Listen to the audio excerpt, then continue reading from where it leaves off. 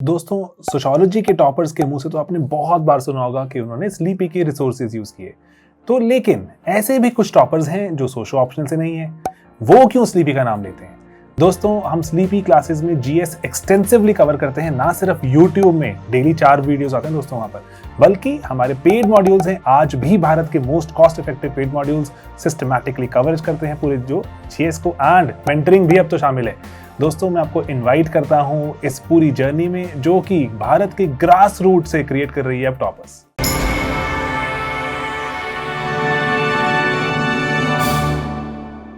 मेरा नाम अर्नब मिश्रा है। मैं रायबरेली डिस्ट्रिक्ट को उत्तर प्रदेश बिलोंग करता हूं एंड मैंने आईआईटी जोधपुर से ग्रेजुएशन किया है और मुझे रैंक 56 हासिल हुई है। और ये सिविल सर्विसेज में मेरा 3rd अटेम्प्ट था। लास्ट ईयर जो 2nd अटेम्प्ट था उसमें मैंने क्वालिफाई किया था और मुझे डैनिप्स सर्विस एलोकेट हुई थी, और जो फर्स्ट अटेम्प्ट था उसमें मैं प्रीलिम्स भी क्वालिफाई नहीं कर पाया था। साथ ही साथ लास्ट अटेम्प्ट में मेरा डैनिप्स के साथ ही साथ यूपीपीसीएस में भी सिलेक्शन हो गया था और मुझे वहाँ पे डिप्टी कलेक्टर की पोजीशन मिली थी, जिसके अंडर करंटली मैं ट्रेनिंग अंडरगो कर रहा हूँ। तो ये वीडियो डीकेटी चैनल के माध्यम से मैं अपना जो ऑप्शनल था उसकी स्ट्रैटेजी आपके साथ डिस्कस करना चाहूँगा। देखिए, ऑप्शनल सब्जेक्ट सिविल सर्विसेज का एक बहुत ही ज़्यादा इंपॉर्टेंट कंपोनेंट होता है एंड ये इकलौता मौका होता है जब सिविल सर्विसेज का एग्जाम हमें बेसिकली एक ऑप्शन देता है कि आप अपना जो बेस्ट है उसको चुन लें। बाकी किसी भी फेज में आपको ऑप्शन नहीं दिया जाएगा, सब कुछ कंपलसरी रहेगा प्रीलिम्स, मेंस के, जीएस, एसए पार्ट्स में और पर्सनालिटी टेस्ट में। बट यहाँ आपके पास आपकी जो स्ट्रेंथ है उसको चूज करने का आपके पास एक ऑप्शन है। तो फर्स्ट ऑफ ऑल, ऑप्शनल चुना कैसे जाए, क्योंकि ये क्वेश्चन बहुत ज्यादा मुझसे पूछा जाता है कि ऑप्शनल चुना कैसे जाए। देखिए, मेरा ऑप्शनल सोशियोलॉजी था ऑल अलोंग। मैंने 2nd अटेम्प्ट भी सोशियोलॉजी से दिया था और वहां पे भी मेरे अच्छे नंबर थे 279। एंड मेरा जो 3rd अटेम्प्ट जो कि प्रेजेंट अटेम्प्ट था उसमें भी मेरे काफी अच्छे मार्क्स थे 285, which is a decent score in sociology. तो जब ऑप्शनल के चुनाव की बात आती है तो देखिए, मैंने जो सोशियोलॉजी ऑप्शनल चुनना था वो मैंने कॉलेज टाइम्स के 3rd और 4th ईयर में मैंने कई सारे सोशियोलॉजी के, even though I belong from an engineering background, मैंने बीटेक किया है आईआईटी जोधपुर से, लेकिन वहाँ पे ह्यूमैनिटीज एंड सोशल साइंसेस के सब्जेक्ट भी हमें कंपल्सरीली लेने होते थे सेमेस्टर्स में। तो मैंने कंसिस्टेंटली 3 सेमेस्टर्स तक सोशियोलॉजी एंड उनसे रिलेटेड कोर्सेज लिए एंड वहाँ से मेरा एक interest sociology as a subject में बनता गया। फिर जो आसपास के हमारे जोधपुर के विलेजेस थे वो हमारे इंस्टीट्यूट ने अडॉप्ट किए थे। वहाँ पे जाके ग्रास रूट लेवल पे काम करना, किस तरीके से जो कि हम सोशियोलॉजी में सर्वेज पढ़ते हैं और हम जो क्वेश्चनियर्स पढ़ते हैं, किस तरीके से पब्लिक डीलिंग करनी है, क्या सोशल इश्यूज हैं सोसाइटी में जिनको सॉल्व किस तरीके से किया जाएगा, ये सारी चीज़ों का मुझे हैंड्स ऑन एक्सपीरियंस उसी टाइम से हो गया था। तो एक माइंडसेट बन गया था कि अगर इवेंचुअली सिविल सर्विसेज की प्रिपरेशन करनी होगी तो सोशियोलॉजी मेरे लिए एक ऑब्वियस सी चॉइस बन जाता है, क्योंकि एक इंटरेस्ट उस डायरेक्शन में पहले से ही बन चुका था। तो even though after my completion of my BTech I did job in Bangalore for nearly an year, but eventually जब मैं फुल फ्लेजेड इन 2018 जब फुल फ्लेजेड मैं सिविल सर्विसेज की प्रिपरेशन में आया, then for me sociology was an obvious choice as an optional.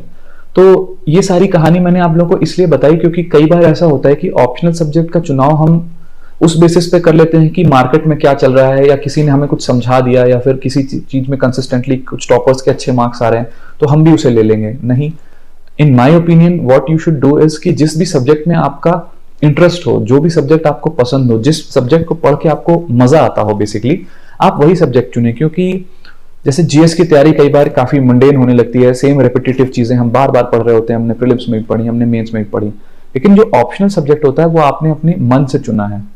तो वो सब्जेक्ट ऐसा होना चाहिए जो आपकी वो जो सारी जीएस की थकान है उस थकान को मिटा दे, वो आपको एक नई एनर्जी से भर दे, क्योंकि एक नया सब्जेक्ट है जो कि आप इंटरेस्ट से पढ़ना चाहते हैं, आपने उसे खुद चुना है। तो अपने ऑप्शनल का चुनाव आप इस बेसिस पे करेंगे तो आई होप कि वो बहुत ही हेल्पफुल होगा। आप उसको ज्यादा से ज्यादा पढ़ेंगे और उसमें ज्यादा से ज्यादा अच्छा स्कोर कर पाएंगे। देन मूविंग ऑन टू कि क्या मटेरियल मैंने अपनी सोशियोलॉजी की प्रिपरेशन के लिए रेफर किया था। तो फर्स्ट ऑफ ऑल मैंने विकास रंजन सर की जो ट्रायम्फ आईएएस की क्लासेस होती हैं वो मैंने अटेंड करी थी इन दिल्ली, एंड उनके नोट्स मेरे लिए काफ़ी हेल्पफुल रहे थे। देन सेकेंड, स्लीपी क्लासेस जो कि चैनल है यूट्यूब पे, उनका जो सोशियोलॉजी का content free of cost even available है ऑन द यूट्यूब, एंड जो उनके क्रैश कोर्सेज अवेलेबल हैं वो मैंने ऑप्ट किए थे, जिसने कि जो मेरी सोशियोलॉजी की प्रिपरेशन है उसको बहुत ज़्यादा डायनेमिक बना दिया। क्योंकि होता क्या है कि सोशियोलॉजी में कई बार हमारी जो प्रिपरेशन होती है वो इतनी ज़्यादा स्टैटिक होती जाती है बेस्ड अपॉन ओल्ड थिंकर्स और जो भी ओल्ड थ्योरीज रही हैं, कि जो न्यू थिंकर्स आ रहे हैं, न्यू थ्योरीज आ रही हैं, न्यू एक्सप्लेनेशंस आ रहे हैं for current phenomena that is happening. For example like pandemic हुआ था, तो उसको किस तरीके से आप सोशियोलॉजिकली एनालाइज करेंगे और थिंकर्स का उसके बारे में क्या व्यू पॉइंट है। ये चीज कंटेम्पराइज मेरी स्लीपी क्लासेस के वीडियोस ने कर दी थी। देन जो बहुत ही इंपॉर्टेंट सोर्स रहा जिसको मैंने अपना बेस बनाया वो था तुषारांशु शर्मा सर के नोट्स। और तुषारांशु शर्मा सर के नोट्स मार्केट में अवेलेबल हैं, आप उनको वहां से परचेज कर सकते हैं। और ये नोट्स जो है बहुत ही क्रिस्प वे में बनाए गए हैं। He was a topper of, if I am not wrong, 2014 batch of sociology. And ये नोट्स उन्होंने बहुत ही अच्छे तरीके से कंपाइल किए हैं। इनसे आप बहुत ही क्विक रिवीजन अपनी सोशियोलॉजी का सिलेबस का कर सकते हैं। मैंने ऐसा किया था कि ये सारे सोर्सेज, विकास रंजन सर के नोट्स हो गए, देन स्लीपी क्लासेस के नोट्स हो गए, देन तुषारांशु शर्मा सर के नोट्स हो गए। Apart from that reliable and valid नाम का एक इंस्टीट्यूशन है, वहां से भी मैंने अपने नोट्स को थोड़ा सा कंटेम्पराइज किया। एंड जो थिंकर्स होते हैं, इनिशियल डेज में मैंने थिंकर्स कई सारे हमें सोशियोलॉजी में कई बार नहीं समझ में आते हैं, तो उसके लिए मैंने इग्नू के जो कंपाइलेशंस हैं उनको भी रेफर किया था और वो भी हेल्पफुल रहे थे, not for the whole thing but for certain thinkers जो कि मुझे टफ लगते थे। इस तरीके से मैंने ये सारे जो अपने कंपोनेंट्स थे इनको फाइनली कंपाइल करके जो तुषारांशु शर्मा सर के नोट्स हैं उनमें मैंने इन सबको कंपाइल कर दिया। और मैंने उसमें एक्स्ट्रा A4 शीट्स ऐड करी, मैंने जो ऊपर स्पेसेस थे उनमें उन एग्जांपल्स को मेंशन किया। और इस तरीके से मैंने एक कंसाइज वे में around 300 pages paper 1 and 300 pages paper 2 जो कि तुषारांशु शर्मा सर की नोट्स हैं उनमें इन सारी चीजों को अपने कंपाइल कर दिया। Then the game begins from here कि यहाँ से आप अब आपके पास 300-600 पन्ने के नोट्स बन चुके हैं। But as you all know कि जीएस मेंस और ऑप्शनल मेंस के बीच में 4 से 5 दिन का गैप होगा, तो आप उस 4 से 5 दिन के गैप में आप ऑप्शनल भी आपको रिवाइज करना है, आपको जो आपका लैंग्वेज का पेपर है आपको उसको भी नेग्लेक्ट नहीं करना है, आपको इंग्लिश भी देखना है। तो आपके पास बहुत ही क्रिस्प शॉर्ट नोट्स होने चाहिए। तो इसलिए मैंने अपने जो ऑप्शनल के नोट्स, मैंने जो कंपाइलेशन 300 पेजेस के बनाए थे उनसे और फर्दर शॉर्ट नोट्स बनाए। Maybe for paper 1 it was around 70 pages and for paper 2 they were around 50 pages। तो ये एक बहुत ही कंसाइज वे में, और इन नोट्स को बनाने का भी एक बहुत ही खास तरीका मैंने अपनाया था। जैसे कि हमारा एक A4 शीट होती है, तो उस A4 शीट को मैंने 4 क्वाड्रेंट्स में डिवाइड किया, front end back, 4 quadrants front में, 4 क्वाड्रेंट्स बैक में।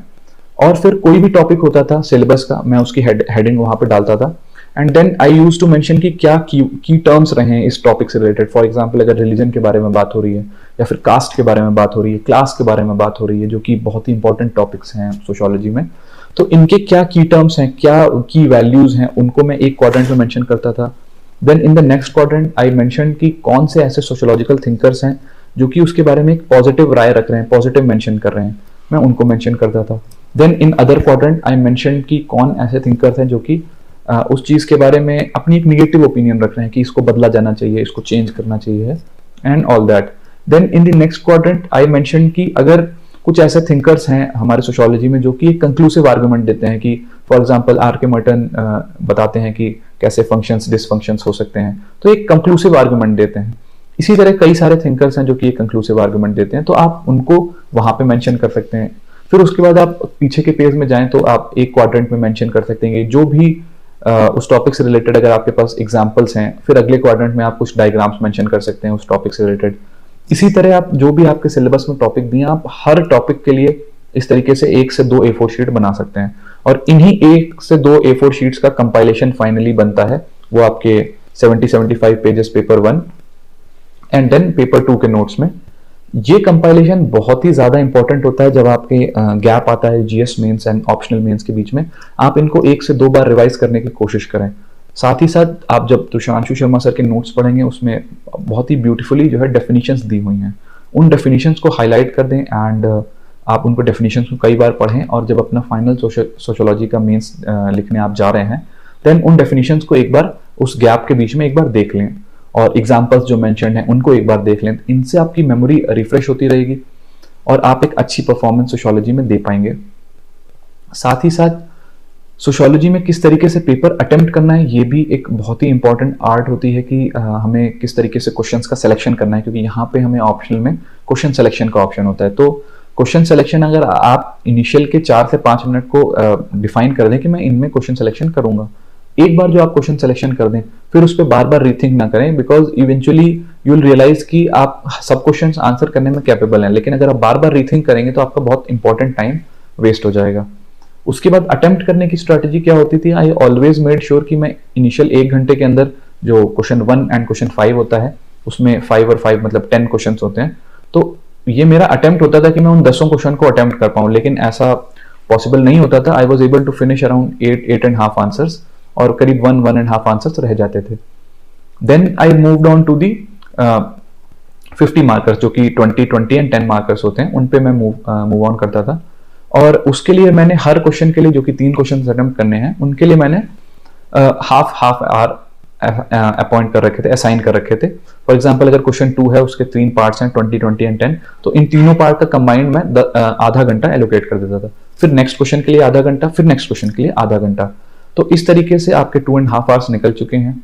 और आपकी स्ट्रैटेजी में जो भी आपने क्वेश्चंस आपके इनिशियली जो रह गए थे 10 मार्कर्स, 1 से 1.5 क्वेश्चन रह गया होगा, एंड ये जो आपने क्वेश्चंस किए इसमें भी 1 से 1.5 क्वेश्चन 2 क्वेश्चन रह गए होंगे। तो जो बचा हुआ टाइम है आधा घंटा, उसमें आप 15 से 20 मिनट के अंदर उन क्वेश्चंस को अटेम्प्ट करें जल्दी से। और जो बचा हुआ 10 मिनट है लास्ट का, यहाँ पे आप जो है आपका जो हाईलाइट करना हो गया, जो एग्जाम्पल्स आपको एक्स्ट्रा कोट करने हैं, जो अंडरलाइनिंग करनी है, जो डायग्राम्स बनाने हैं, वहां पे आप इसको इंप्लीमेंट करें और अपनी कॉपी को कोशिश करें कि आप एंड टू एंड मतलब फिल करें, और वहां पे डायग्राम्स लिख सकते हैं, आप एग्जाम्पल्स लिख सकते हैं, बट उसको फिल कर दें अच्छे से कंटेंट के साथ।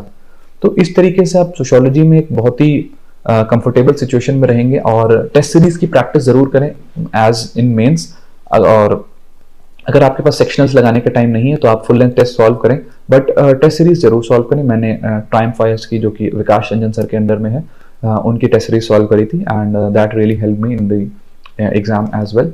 तो इस तरीके से सोशियोलॉजी को एक होलिस्टिक अप्रोच लेके चलें, और जैसे मैंने सोशियोलॉजी के लिए बताया उसी तरीके से आप बाकी ऑप्शनल सब्जेक्ट्स को भी अपने अकॉर्डिंग बना सकते हैं। ये मेरी एक ऑप्शनल की कंपाइल्ड स्ट्रैटेजी थी। आपको जो भी कंपोनेंट्स इसमें से यूजफुल लगे आप अपनी प्रिपरेशन में उनको इनकलकेट कर सकते हैं। हो सकता है कुछ चीजें इसमें से ऐसी हों जो कि आप अपने में ना इनकलकेट कर पा रहे हो, सो आप डेफिनेटली ओपन कर सकते हैं कि कोई भी अदर स्ट्रैटेजी जो आपके ऊपर अच्छे से एप्लीकेबल हो आप उसको ऑप्ट करें, जिससे कि वो आपके मार्क्स में हेल्पफुल हो। And eventually I hope that you will all succeed and you will achieve great Heights. So all the best from my side. Thank you.